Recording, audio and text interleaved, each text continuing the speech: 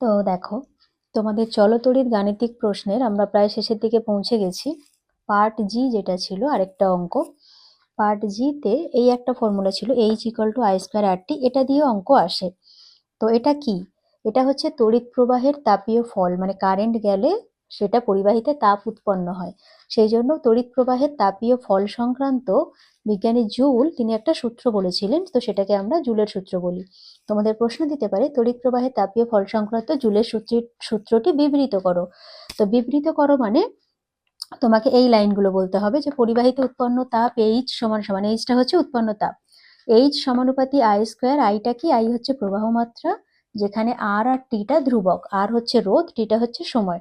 তো তুমি যখন একটাকে পাল্টাচ্ছ, একটার সঙ্গে কিরকম ভাবে পাল্টাচ্ছে দেখছো, তখন বাকি দুটো ধ্রুবক থাকবে। একইভাবে H প্রপোর্শনাল টু আর, আর মানে হচ্ছে রোধ, আর ইকুয়াল টু রোধ যখন আই আর টি ধ্রুবক। আবার H সমানুপাতি টি, টিটা হচ্ছে সময়, যখন আই আর আর ধ্রুবক থাকছে। তো এই তিনটে রাশির সঙ্গে উৎপন্ন তাপ হচ্ছে সম্পর্কিত এইভাবে। কারেন্ট যত বেশি যাবে তার স্কোয়ারের সঙ্গে সমানুপাতি, মানে উৎপন্ন তাপ বেশি হবে। রোধ যত বেশি হবে তাপ উৎপন্ন বেশি হবে। যত বেশি সময় ধরে কারেন্ট যাবে উৎপন্ন তাপও বেশি হবে। তো এই হচ্ছে এদের মধ্যে সম্পর্ক। এটা জুলের সূত্রের বিবৃতি। বিবৃতি বললে তোমরা এটা লিখে দেবে, কোনটা কি সেটা বলে দেবে। যখন একটা পাল্টাবে তখন অন্য দুজন ধ্রুবক থাকবে। তো এবার যদি আমি তিনটাকে একসঙ্গে করি তাহলে কি হয়? H সমানুপাতি I² গুণ আর গুণ টি। এবার সমানুপাতি চিহ্ন তুলে সমান সমান চিহ্ন আনতে গেলে আমরা জানি একটা ধ্রুবক আনতে হয়। তো এখানে তোমার সেই ধ্রুবকটা হচ্ছে কে। তাহলে H=K×I²RT। এবার যদি আমি Hটাকে জুল এককে প্রকাশ করি তাহলে তখন এই কে এর মানটা 1 হয়ে যায়। তাহলে এখানে কেউ নেই 1, তাহলে H=I²RT, এটাই হয়ে গেল তার গাণিতিক রূপ। হয়ে গেল, তাহলে বিবৃতি হলো, গাণিতিক রূপ হলো।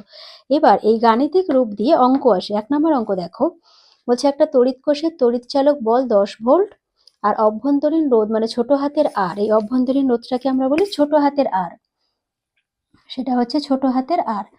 আর তড়িৎ চালক বলটাকে আমরা ই বলি, এই যে বড় হাতের ই। এই রোধকটিকে মানে রোধটাকে ওরা রোধক বলছে।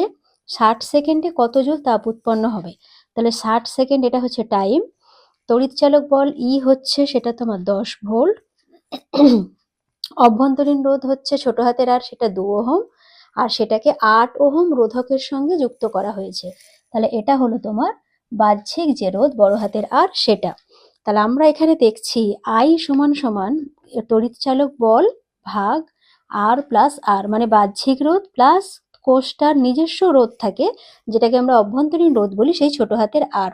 তাহলে এখান থেকে আমি আই এর মান বের করে নেব এই ফর্মুলা দিয়ে।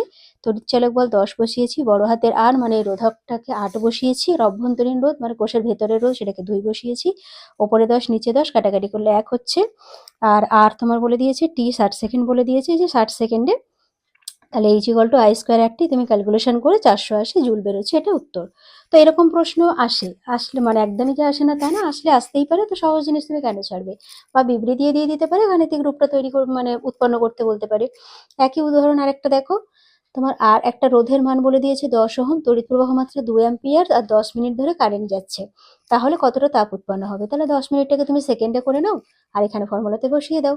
24,000 জুল, সেটাকে ছোট করে তুমি 24 কিলো জুল লিখতে পারো, বা 24,000 জুলেও রাখতে পারো।